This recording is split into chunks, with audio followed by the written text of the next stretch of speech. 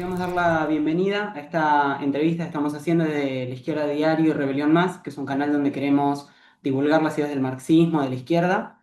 También una iniciativa que surge de la Facultad de Humanidades, que tenemos estudiantes a hacer una revista de ciencias sociales, pasado, presente y futuro, para incentivar el diálogo y los debates entre docentes, estudiantes, graduados e investigadores.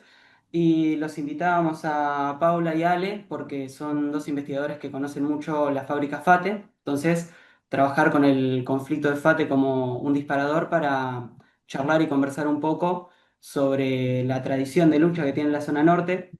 Paso a presentarlos. Ale es historiador, es doctor en historia, es también investigador, docente de la UNLP, de la UBA. Y Paula es politóloga, es también investigadora con ISET, docente de la UBA.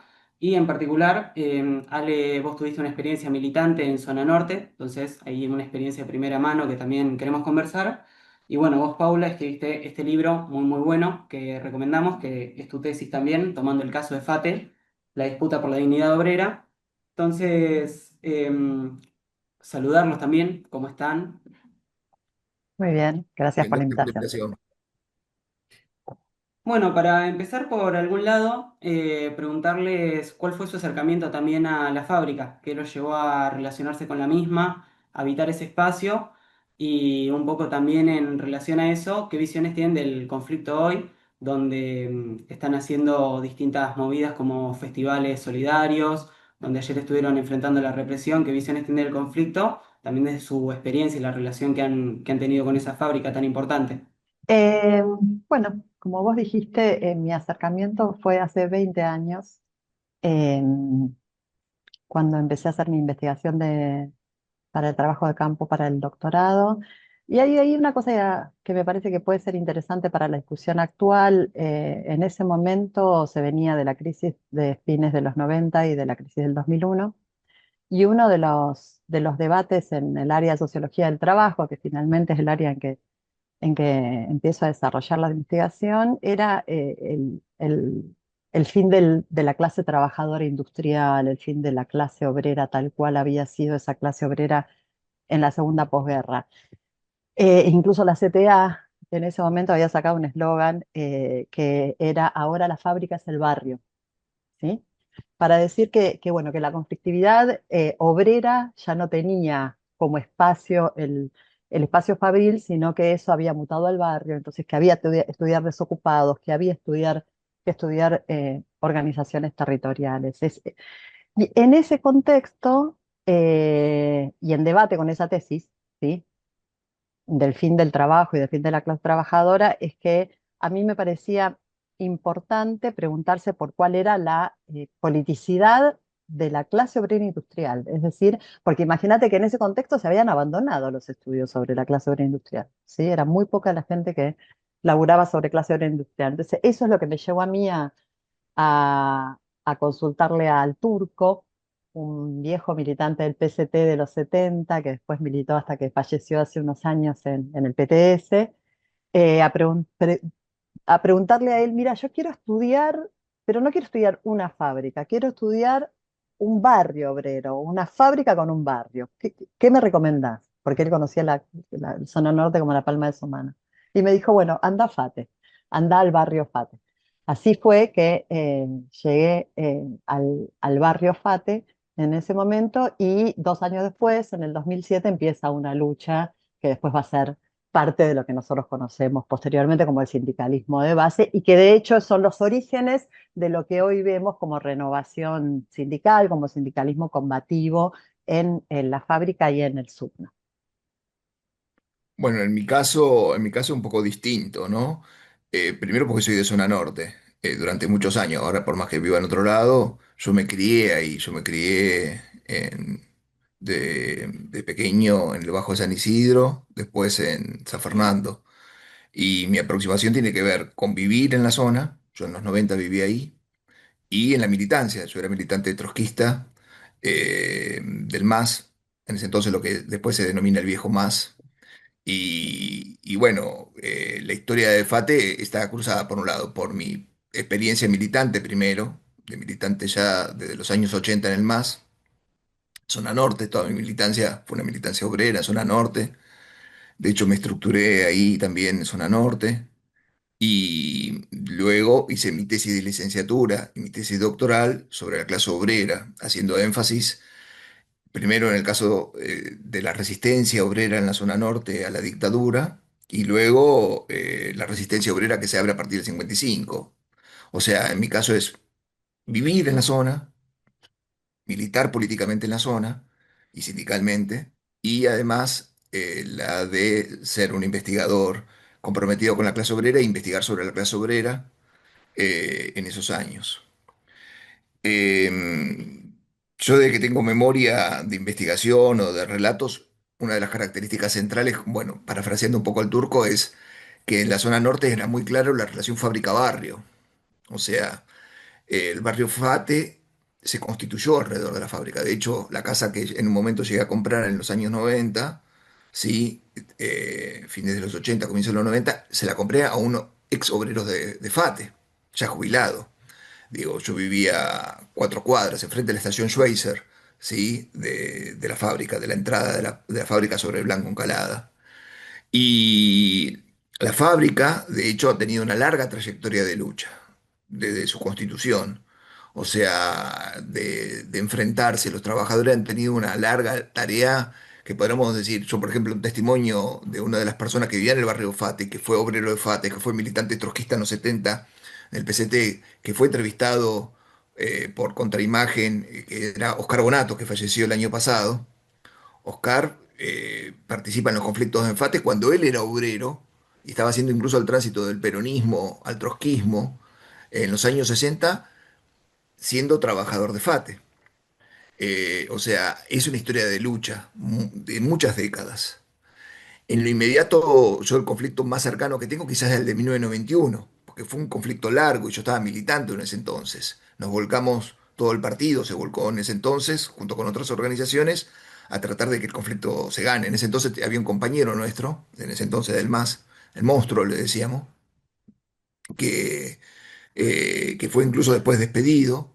Fue un conflicto, recuerdo que desde octubre, septiembre, hasta enero del año siguiente, que era fundamentalmente una pelea por la cuestión de la productividad y por el atraso salarial.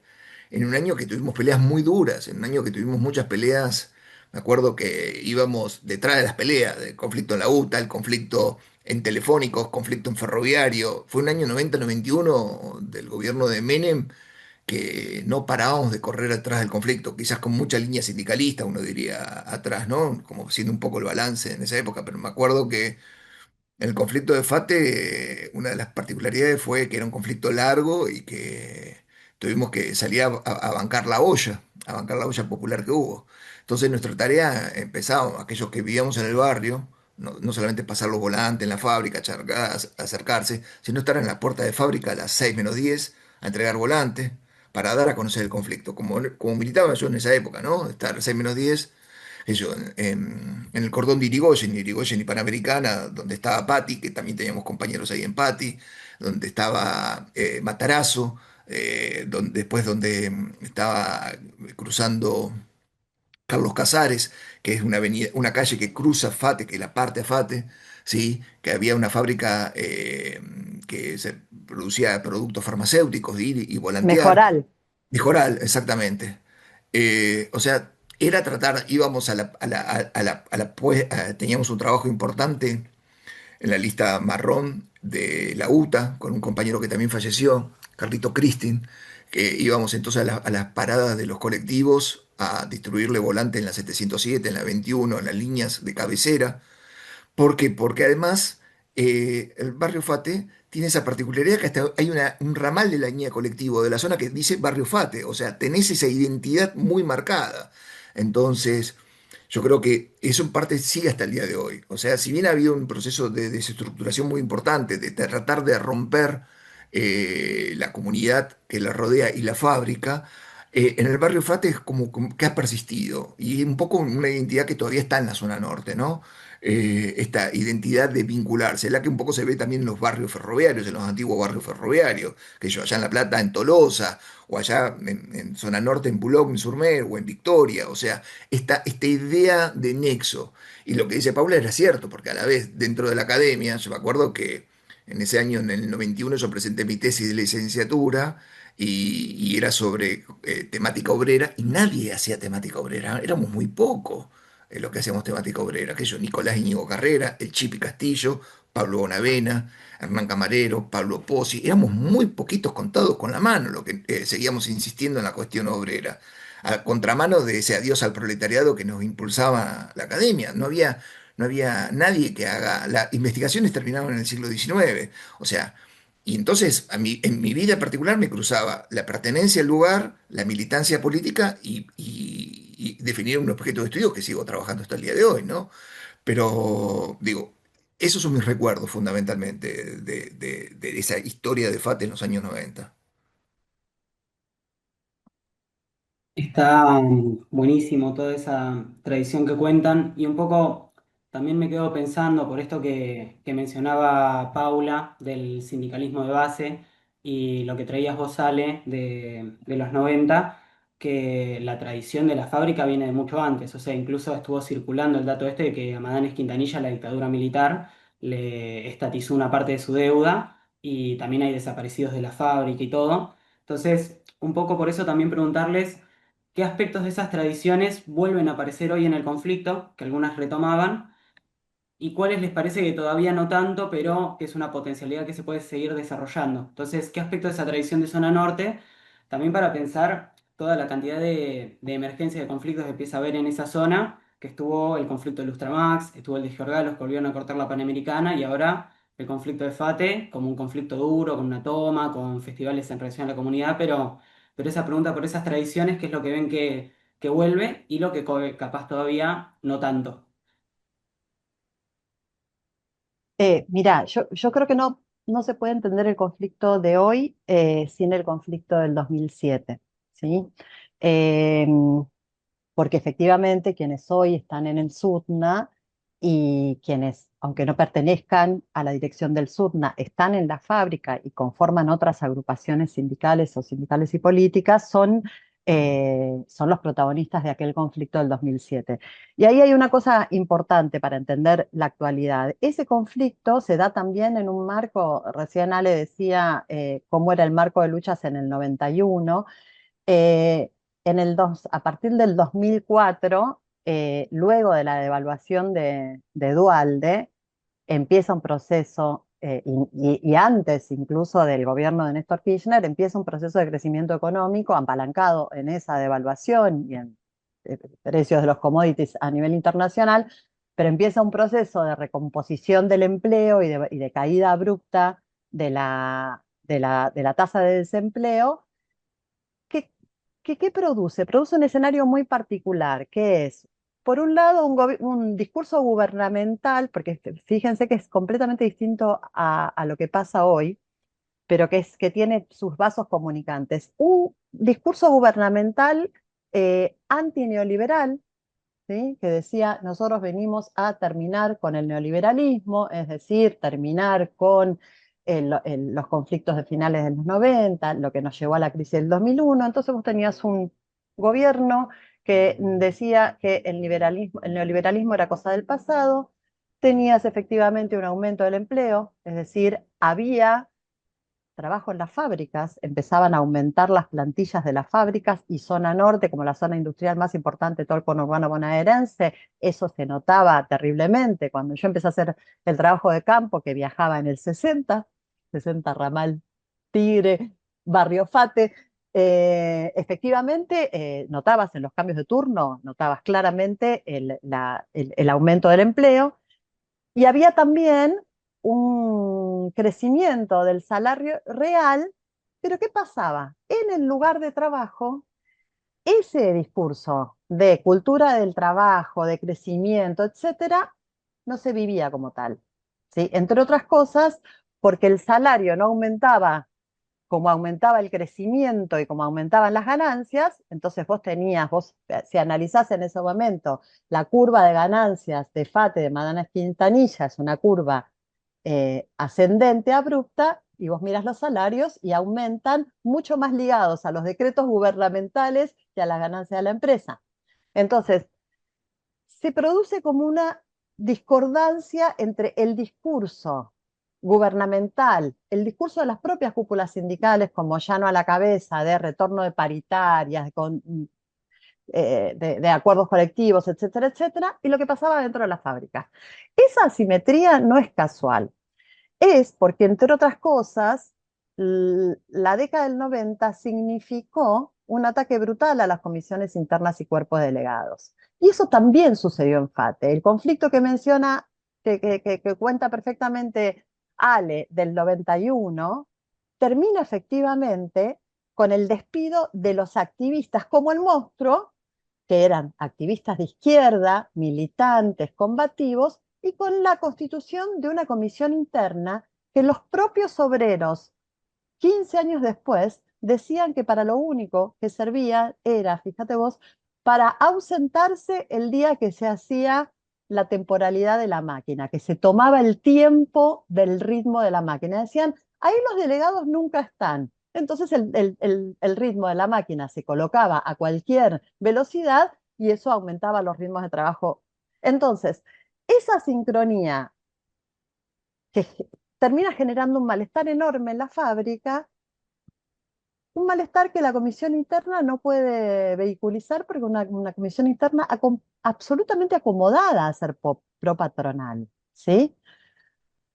Eso despierta un activismo que es el que finalmente termina echando a la comisión interna, termina en una asamblea muy interesante, echándolo impetuosamente a Guaseico, que era en ese momento el dirigente de La Violeta, que dirigía todo el SUTNA, de la CTA, y termina efectivamente conformando lo que primero va a ser una comisión interna combativa de FATE, después va a ser la seccional y finalmente ganan el sindicato.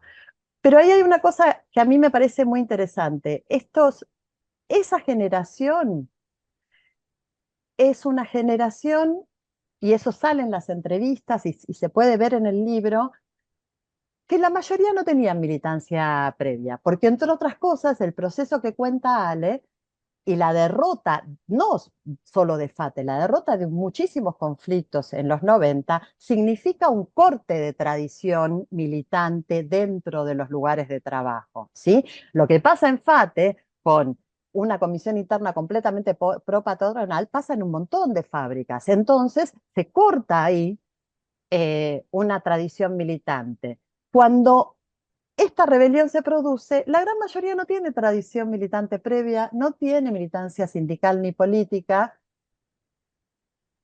y eso tiene un perfil ambivalente. ¿Por qué? Porque por un lado no tiene la derrota, no carga con derrota, con lo cual tiene la audacia de no tener derrotas previas, pero por otro lado no tiene experiencia. Y ahí creo que es muy importante señalar el papel que juegan los militantes de izquierda, ¿sí? Y Enfate, que siempre tuvo militancia de izquierda, también tenía militantes de izquierda en ese momento. Militantes básicamente trotskistas, ¿sí? De distintas familias de la gran familia trotskista. Entonces, eso juega un rol fundamental, porque yo lo recuerdo porque estuve ahí, cuando se hace la asamblea en la que finalmente hay una escena espectacular, y que podría ser una muy buena idea para varios compañeros que están en lucha en este momento, que es que los trabajadores de FATE invitan amablemente y escoltan amablemente a los delegados de la fábrica hasta la seccional a que firmen su renuncia, la alegría que había en los compañeros por lograr que cada uno de los delegados sindicales que había traicionado cada minuto de su vida firmaran la renuncia con los obreros mirando así. Guaseico termina en una sala de la seccional escondido, lo tiene que venir a buscar una combi de la CTA con personajes de seguridad. Eso que produce una enorme alegría y que realmente sería algo que podría inspirar acciones en la actualidad, con gente como por ejemplo Sola de la CGT, sería una gran idea escoltarlo y que firme su renuncia. generó un problema, que es, bueno, ¿qué hacemos después? En ese qué hacemos después empiezan a aparecer las tradiciones de izquierda y entonces empieza a aparecer la tradición que decía, por ejemplo, Alejandro, bueno, lo primero que tenemos que hacer es un fondo de huelga, porque sin fondo de huelga, esta huelga no va a durar. Lo segundo que tenemos que hacer es tener una política hacia el barrio. Lo tercero es ir a las universidades a pedir colaboración y solidaridad. Lo cuarto es ir a ver si podemos hacer acciones directas para visibilizar el conflicto. Todo ese bagaje de la militancia de izquierda. Entonces, el conflicto de FATE, que termina dando la actual dirección sindical y la actual vida política de la fábrica, más allá de la dirección del SUNA, tiene esos componentes que me parece importante para recuperar hoy. Sí, yo coincido plenamente en lo que decís. O sea, yo creo que hay una combinación de ahí toda una camada de jóvenes, por un lado, de que no tienen una tradición de cultura obrera de permanecer en un lugar. Ese es un punto importante. Están acostumbrados que hoy están acá, mañana están en otra fábrica y no le importa nada, porque saben que no tienen estabilidad. Me parece que hay una condición obrera ahí muy fuerte. Saben que son trabajadores, pero saben que necesitan el mango, entran por empresas contratadas, hay algo muy diferente claramente a lo que sucedía antes, entran todo por agencias, ¿no? O sea, está esa situación, pero a la vez también muchos son de la zona, o sea, tienen contacto con la zona. Existen la zona norte tiene una serie de vínculos que desde su formación en la década del 60 está muy marcado. Dos líneas de tren, Mitre y Belgrano. Un ramal Panamericana y el ramal zona norte a Tigre. Entonces, tenés unas vías de comunicación que le hacen dar una homogeneidad obrera muy fuerte. El trabajador que estuvo en Ford, quizás el día de mañana entra a Fate, y el que terminó ahí fue a otro autopartista, estuvo en Cornicormasa. O sea, hay una situación de cambio laboral y de intercambio de experiencias. Y por otro lado, es cierto, yo creo que los elementos de continuidad los da la izquierda, es ese hilo rojo un poco, como siempre se dice, de la experiencia, la tradición, lo que va alimentando y que va llevando a que se dé, porque si uno observa las prácticas de hoy, sacar el conflicto a la calle, cortar la Panamericana, ir a acompañar a los delegados al Ministerio de Trabajo, algo que te decían los trabajadores en los 70, o sea, nosotros firmábamos los convenios colectivos con la presión de la gente, porque si no lográbamos, los bombos nos reventaban. Vos encontrás los testimonios de los compañeros de los años 70, de los años 60, era cómo se firmaba el convenio colectivo. No se firmaba simplemente a puertas cerradas, como muchas veces se ha hecho o como muchas veces se lo ha querido pensar, sino que había un acompañamiento por parte de esa militancia, o sea, no dejar solo a los delegados, no dejar solo a los representantes de la seccional. Y esa tradición me parece que se empieza a retomar. Esa tradición de sacar el conflicto a la calle, de vincularse, de extenderlo, de plantear, de tratar de politizar el conflicto, no de que sea una cuestión meramente sindical. Porque quizás uno de los errores que Ujú. muchas veces hemos cometido, y me hago cargo, era ver el fenómeno sindical, el sindicalismo, decíamos, éramos obreristas, el experto en tal o cual cosa, pero no de elevarlo a la política. Y me parece que una de las tareas que las organizaciones de izquierda tienen que hacer como central es focalizar el enemigo, no solamente el enemigo de clase, sino el enemigo político, ¿no? O sea, marcar la responsabilidad. Que en esta situación política, además el gobierno ayuda, ¿no? Con los tweets que saca, con las declaraciones de decir esto, o sea, se mete también el gobierno en el conflicto al decir, bueno, esto es un problema de Quintanilla, es un problema, bueno, pero plantear que el problema es un problema de fondo político, que no se soluciona con FATE. FATE es una parte de las 22.000 empresas que están pasando esta situación y que atenta contra la condición obrera, digo, la condición de los trabajadores hoy en día. Y esto es una explicación que yo creo que facilita a las discusiones y que los trabajadores sirven para que lo vean. Pero en todo este proceso, vuelvo a insistir, tenemos una clase obrera distinta, una clase obrera en el sentido que no tiene esa experiencia sindical que venía en los 80. Los 80 es una gran escuela sindical, ¿sí? Ujú. Que en el conflicto del 90 se observa.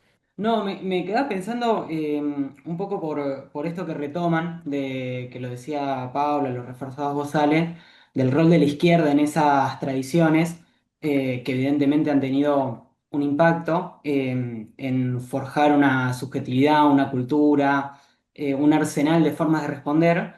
Y pienso en eso también lo que mencionaban de esta politización de los trabajadores, mucho en relación con la comunidad también. Entonces, preguntarles qué relación entre esas tradiciones, qué política ha tenido la izquierda, más allá de momentos más sindicales, pero con este objetivo de plantearle de sacar el conflicto hacia afuera, politizarlo, y en esa relación con la comunidad, qué potencialidad ven para que han tenido en antecedentes anteriores, como puede ser el astillero Río Santiago con el Ensenadazo también acá en La Plata, o se retomaba también el caso del frigorífico Lisandro de la Torre, que tiene también una mecánica que arranca de la fábrica y va al barrio y desde ahí se expande. Entonces, ¿qué potencialidad encuentran también en esa unión con la comunidad?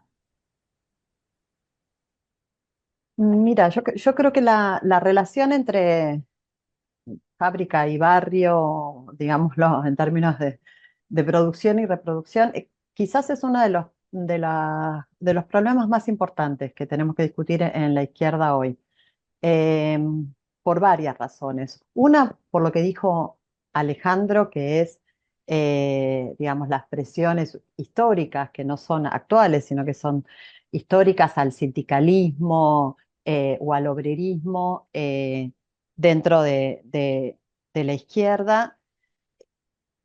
Lo segundo es porque hubo una modificación muy grande en el mercado de trabajo, ¿sí? Esa modificación tampoco fue magia.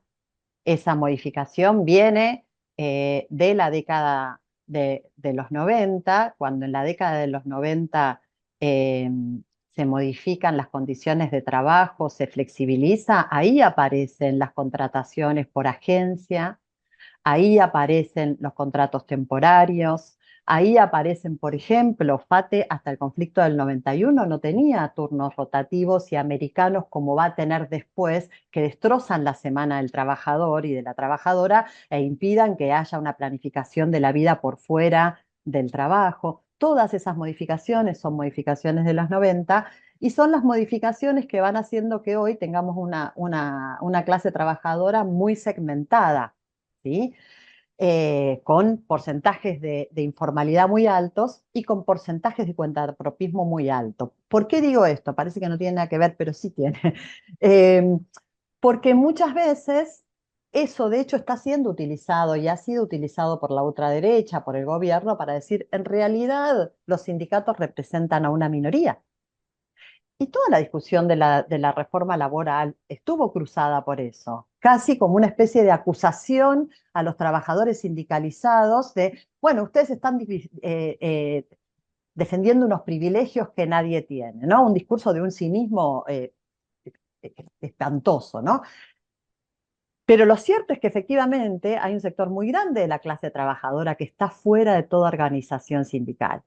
Entonces, si siempre fue importante para la organización de la clase trabajadora la relación entre fábrica y barrio, hoy creo que lo es mucho más.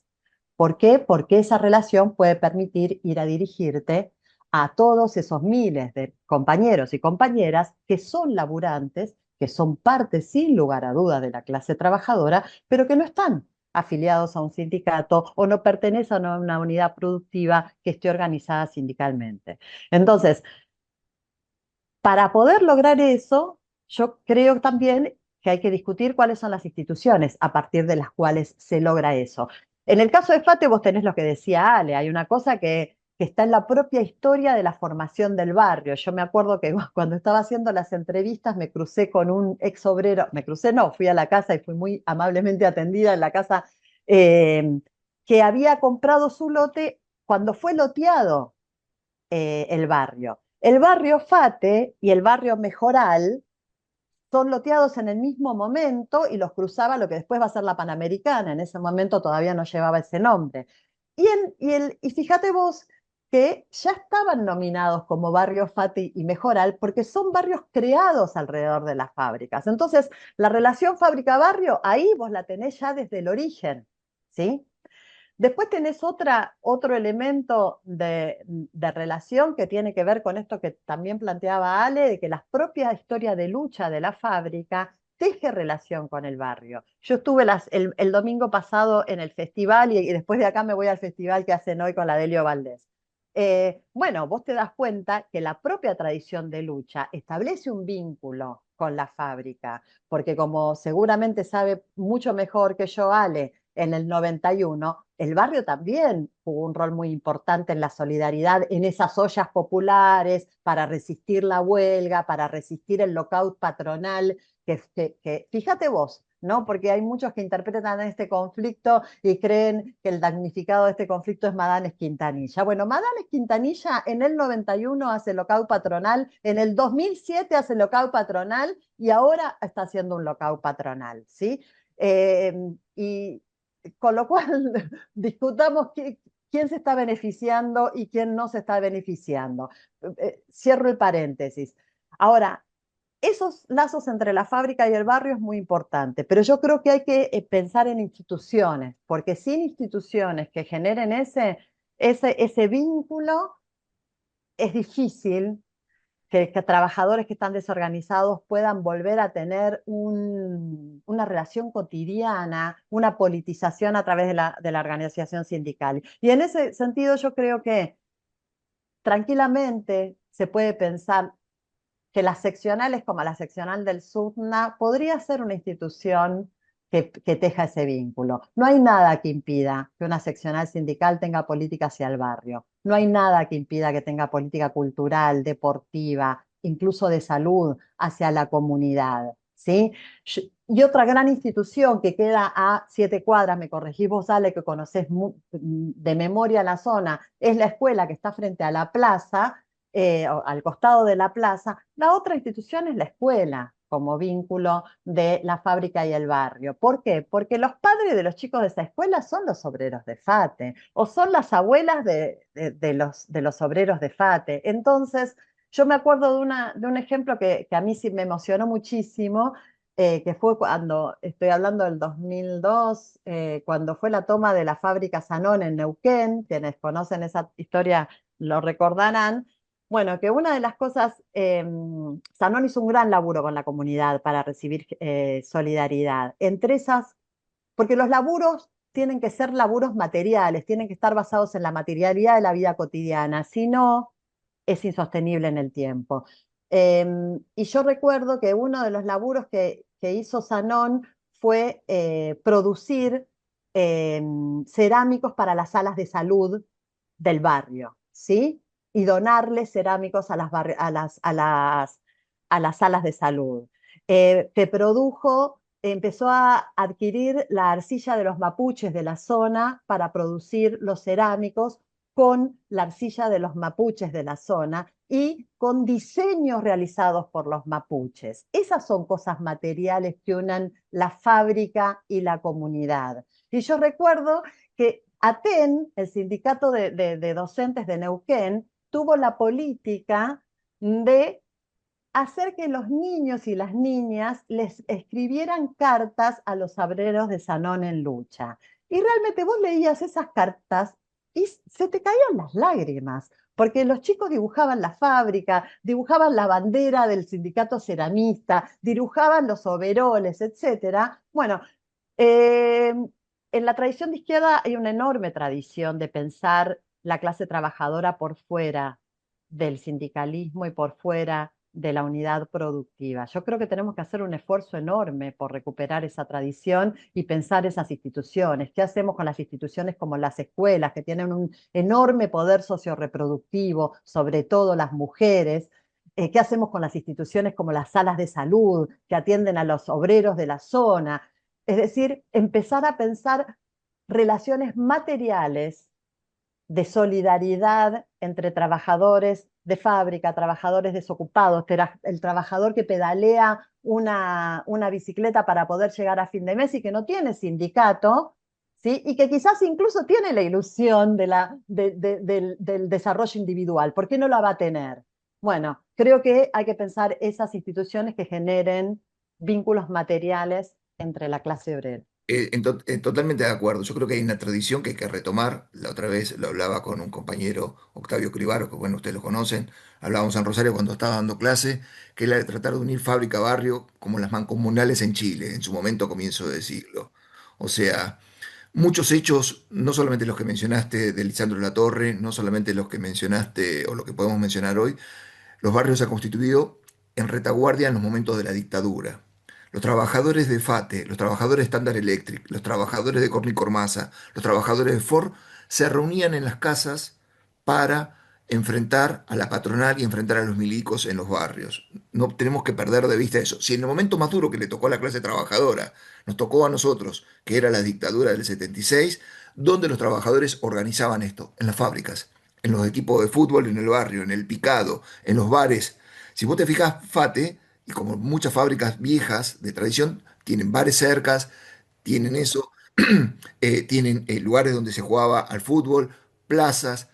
Fate además tenía una particularidad que siguió teniendo al menos en la época que yo vivía ahí hasta el año 2002, que es 2001-2002, que había una cooperativa donde la gente, no solamente de Fate, sino vecinos que no éramos de Fate, íbamos y comprábamos una proveeduría, productos más baratos, ¿sí? O sea, había un vínculo. Yo creo que en el caso de Fate, lo mismo que en el resto de las fábricas donde se puede militar, trabajar, hacer trabajo político, es muy importante estos nexos. No solamente porque los chicos de la escuela, mi hija del medio fue a esa escuela, ¿sí? Estudió en esa escuela enfrente a la plaza de San Fernando. O sea, todo el barrio, vuelvo a insistir, está comprometido. Y a la vez, tanto en el conflicto del 91 como otros conflictos, fue un lugar de potenciar y sacar el conflicto a la calle, de darlo a conocer, de darlo a que sea la primera instancia, en el primer lugar, para marcar lo que no era un pequeño grupo de activistas. O sea, para tratar de romper eso también la lógica de los gobiernos, la lógica de la patronal, que son unos inadaptados, unos pequeños, sino que tiene que ver con la vida misma del barrio. ¿Por qué?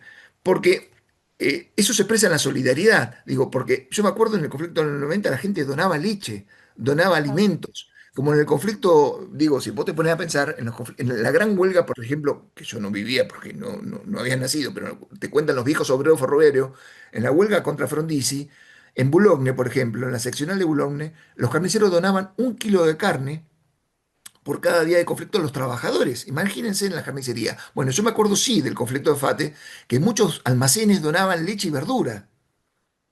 ¿Por qué? Porque en última instancia, una vez un peluquero de la zona me lo dijo. Un peluquero de la zona me dijo, en la época que yo iba a la peluquería porque tenía pelo, me lo dijo claramente, si el trabajador de Fate pierde el laburo, a mí no me viene nadie a cortar el pelo. Fíjense la lógica del peluquero, que es lo más individualista que está. El tipo está solo en la peluquería. O sea, vos decís, no tiene contacto con nadie, o puede hablar con los vecinos, con todos los vecinos, pero que no tiene una relación de asalariada, de decir, porque es un cuentapropista al fin y al cabo. Pero el tipo tiene claro que si el trabajador de FATE pierde el laburo, él se queda sin gente que le vaya a cortar el pelo. Digo, ¿y entonces qué? La solidaridad, así como el tipo que te vende, el almacén que te vende la leche, o el verdulero, o el carnicero, sabe bien que su negocio vive con ese trabajador. Bueno, y ahí está ese nexo que nosotros tenemos que explotar para fortalecer. Y vuelvo a insistir, muchos conflictos que se dieron a lo largo de la historia del movimiento obrero se dieron por la presencia territorial, por este vínculo. ¿Sí? Son muchísimos los conflictos que se han dado, no solamente el Lisandro Latorre y demás, son muchísimos. Y en los lugares de residencia son los lugares donde además politizás y contrarrestás la política que tiene la patronal. Yo recordaba que, por ejemplo, en el conflicto del 61 ferroviario, que fue un conflicto extenso, fue el conflicto más largo, con la excepción del conflicto de Menem, que tienen los ferroviarios, que un día menos dura, en este contra Frondizi. El gobierno de Frondizi, como las empresas, Ferrocarriles Argentinos, permanentemente diciendo, bombardeaba a la población diciendo, el trabajador ferroviario es un vago, el trabajador ferroviario no quiere ir a trabajar, trabaja 5 horas, 6 horas y no hace nada, los trenes funcionan. Bueno, ¿cómo contrarrestaban eso los trabajadores ferroviarios?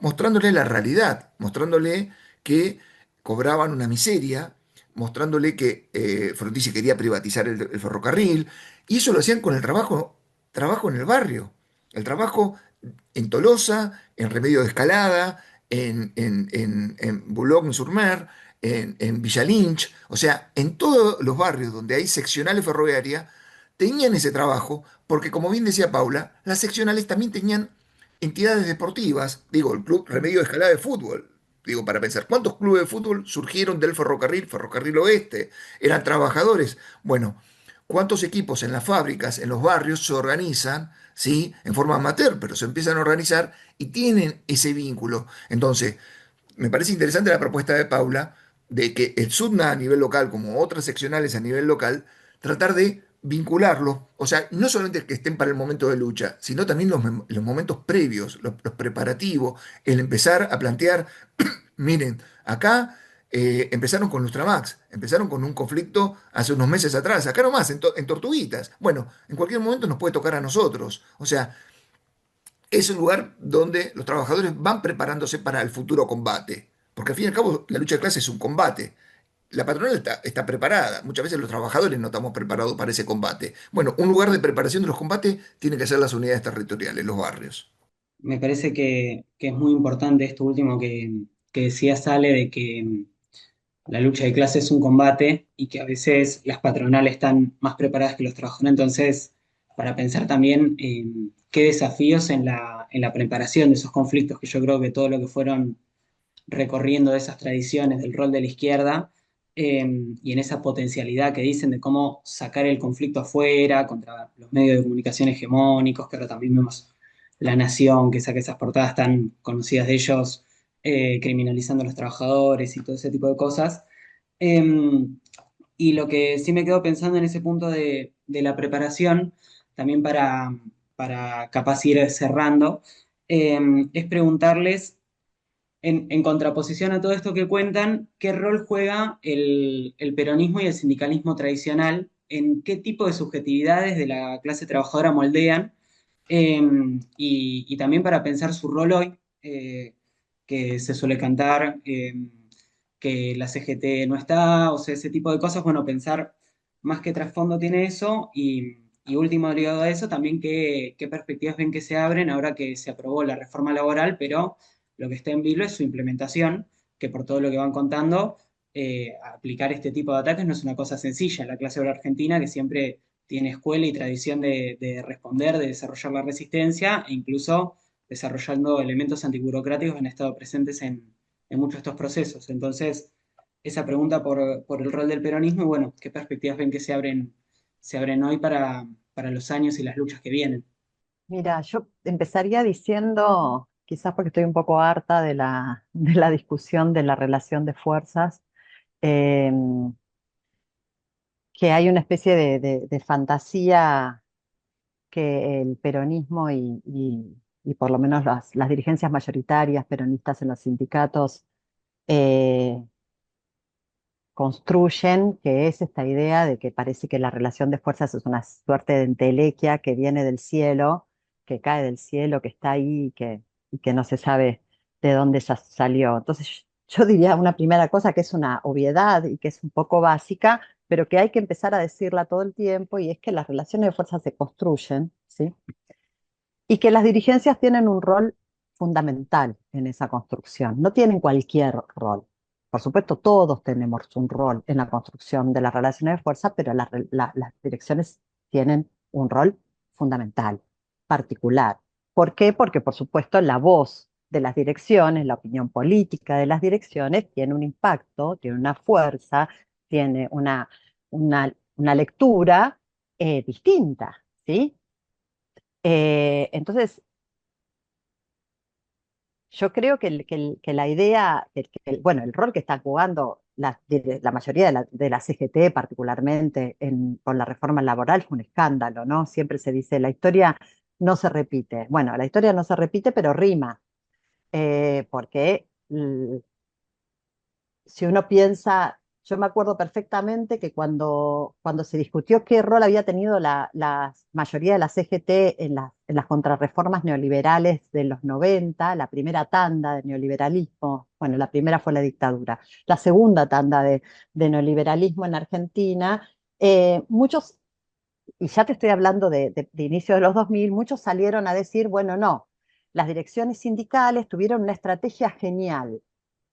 ¿Cuál fue la estrategia genial? Lo que se llamaba la estrategia de la conservación de recursos propios, ¿sí? Es decir, lo peor que nos puede pasar es perder los sindicatos, motivo por el cual negociemos algunas cosas para preservar los sindicatos. ¿Y esa negociación cómo fue? Esa negociación tiene nombre y apellido. Preservar los sindicatos fue preservar las obras sociales, preservar los sindicatos fue preservar lo que después se naturalizó, pero eso no es así en toda la historia ni de la humanidad ni del movimiento obrero, que es lo que se llama la cuota solidaria. Eso es una cuestión interesante para discutir. Preservar recursos propios, por supuesto, fue preservar aquello que tiene que ver con ciertas partes de la negociación colectiva y una cosa muy importante que fue la ultraactividad, ¿sí? Eso fue preservar los recursos propios. ¿A cambio de qué?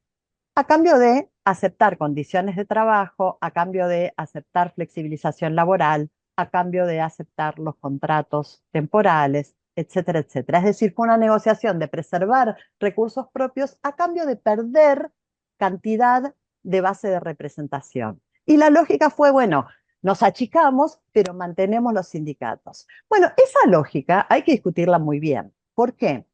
Porque no existen sindicatos fuertes con la mayoría de los trabajadores fuera de los sindicatos. Es lo que hablábamos recién. No existe. ¿Puede existir durante un tiempo? Sí, por supuesto que puede existir durante un tiempo, pero como estrategia no es una estrategia viable, porque cuando la mayoría de la clase trabajadora está sin organización sindical, precarizada, sin convenio colectivo, etcétera, etcétera, eso pesa tanto a la baja del valor de la fuerza de trabajo que por más que conserve sindicatos en algunos lugares, el empobrecimiento de la clase trabajadora es un empobrecimiento general. Hoy nosotros estamos viendo la famosa estrategia de recursos propios, pero llevado al extremo, o sea, se repite como farsa, para usar la misma metáfora. ¿Por qué? Porque ya ni siquiera han negociado la ultraactividad, que es algo importantísimo para la clase trabajadora, que es cuando un convenio colectivo se cae, opera el anterior hasta que se firme un nuevo convenio colectivo, si no vos quedás a la deriva y en el mano a mano con la patronal, ¿sí?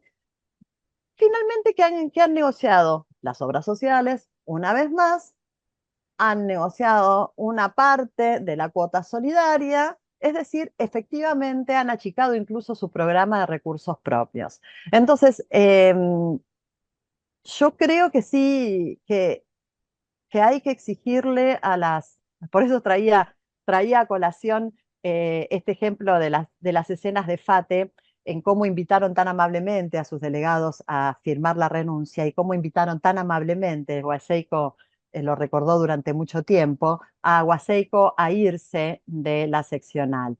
¿Por qué? Porque quienes los invitaron a hacer eso no eran Agustín Tosco, el Che Guevara, León Trotsky, Lenin, no. Eran obreros que habían empezado a luchar, que tenían malestar, que recuperaron herramientas históricas de la clase trabajadora, que se hartaron, que se dieron cuenta que los estaban paviando y que dijeron, necesitamos otra dirigencia. Es decir, eran compañeros que son los compañeros que están hoy, que son los compañeros que hoy están en Lustramax, que están en las fábricas que están luchando, pues son los docentes que están en paro, son incluso los docentes universitarios que no vamos a empezar el inicio de clase porque empezamos con paro por tiempo indeterminado. Es decir, es la clase trabajadora cuando se harta. Entonces, creo que nosotros tenemos que discutir quiénes son los dirigentes que tienen capacidad de forjar una nueva relación de fuerzas. Los que no tienen capacidad de forjarla, pues entonces que den un paso a costado. Y nosotros pondremos los dirigentes que tengan esa capacidad. Sí, la discusión de la dirigencia sindical parece como algo que nunca se termina, ¿no? Es algo que está marcado en la historia a fuego de la clase, de la burocracia. Que está ligado a esto que menciona Paula, que yo siempre menciono en las charlas y demás, dando clases y demás, el famoso posibilismo, que está asociado también con la idea del peronismo, es lo que hay. Si no, mirá, le haces el juego a la derecha. Tenemos estos dirigentes si no le haces el juego a la derecha. Tenemos votá a Scioli si no le hacemos el juego a la derecha. Votá a Massa, digo, porque está ligado con lo mismo. Es la posibilidad, es la misma política que daba el PC con el sandinismo. Digo, pensemos en la misma política me dice, tenemos el Frente Sandinista. Y desde el trotskismo nosotros decíamos, mirá, impulsar la economía mixta, impulsar la unidad nacional, impulsar de que no se quiere ir hacia Cuba, sino lo que se quiere es un acuerdo con los sectores de la buena burguesía somocista, lo que era, perdón, la que no era somocista y demás. Miremos en qué derivó la revolución nicaragüense, ¿no? Incluso quiénes son hoy su verdugo Ujú. mayor. Digo, es la misma discusión que hemos dado contra el PC, es la misma discusión que le damos al peronismo, es la misma discusión. Esto es el posibilismo, es lo que da. Hasta acá da a la población. Yo creo que en los momentos de lucha de clases, en los momentos de conflicto, en los momentos de intensidad, es donde más claro tenemos que ser con una propuesta de clase, pero no solamente de clase a nivel sindical, sino de clase a nivel político. Me parece que tenemos que aprender a dar esa discusión, de propagandizarla, o sea, de plantearla, de plantear la necesidad de un partido de trabajadores, la necesidad de que los trabajadores tienen que gobernar. Digo, porque me parece que son momentos muy, muy, muy precisos, donde muy claro se caen las máscaras, ¿sí? Yo creo que se caen las máscaras, la careta de esa especie de autonomía de Estado, de autonomía de la patronal, de autonomía del sindicato. A ver, es bien claro, en la discusión de la reforma laboral, ¿con quiénes se sentaron a negociar? Las fotos permanentes de Gerardo Martínez, Gerardo 601 Martínez, cabrón, que permanentemente iba a la Casa Rosada, se encontraba con Santiago Caputo, que lo notaban como una nota de color. No, te iban a entregar, te iban a entregar. ¿A qué fue tantas veces Gerardo Martínez? ¿A qué tantas veces fue Daer? No, no, nosotros vamos, digo, y ni hablar de la nueva lavada de cara de este nuevo triunvirato, ni hablar de este nuevo triunvirato que le quieren lavar la cara. Por algo la burocracia quiere lavar la cara. Digo, y ponen a un dirigente, este santafesino, ahora se me fue el nombre, que habla bien, qué sé yo, todo prolijo. ¿A Sola. quién querés engañar? Sí, ¿a quién querés engañar? Digo, si fuiste y negociaste, fueron y negociaron. Lo vemos hoy. Paula mencionaba el conflicto docente. ¿Qué posición tiene? Una cosa es lo que tenemos nosotros como AGD, ¿qué posición tiene la dirigencia de docentes a nivel? Vamos a ver cuánto hacemos el paro, ¿no? O la postura dentro de los trabajadores no docentes. Digo, es algo que nos cruza permanentemente el peronismo como traba. Digo, no es solamente la dirigencia, es el peronismo, digo. Tenemos que plantear bien, hay nombre y apellido. Digo, no, me parece que si seguimos haciendo el coqueteo al peronismo, perdemos, perdemos, porque sabemos que el peronismo te traiciona. Si no, digo, ay, traicionó Cobos, ay, traicionó Scioli, pero a ver, el peronismo te traiciona siempre y traiciona a los trabajadores, te habla en nombre de los trabajadores y después te vende un guiso hecho y elaborado por los burgueses, por los patrones. Me parece que ese es el punto que en los momentos de conflicto hay que dialogar y conversar. No, está buenísimo todo. Un poco para ir cerrando, porque bueno, Paula dijo que se tenía que ir a FATE y escuchar a la Delio, y bueno, muchas gracias a los dos por el tiempo, pero me quedo con esto de lo que decía Paula, de que la relación de fuerza se construye, que ese es un debate central y que me parece que también lo que hacen los trabajadores de FATE tomando la fábrica y lo que hicieron los de Georgalos, etcétera, construye esa relación de fuerzas.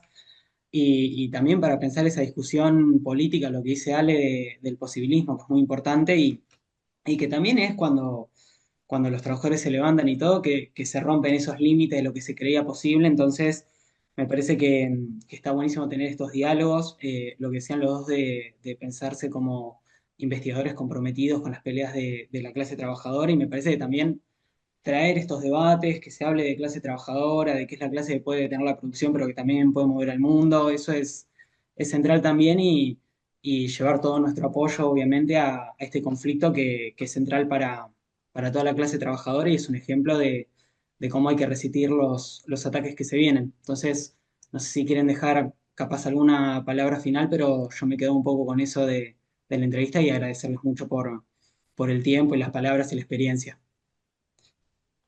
No, gracias a ustedes por la entrevista. Gracias. Bueno, un gusto y nos estaremos encontrando entonces.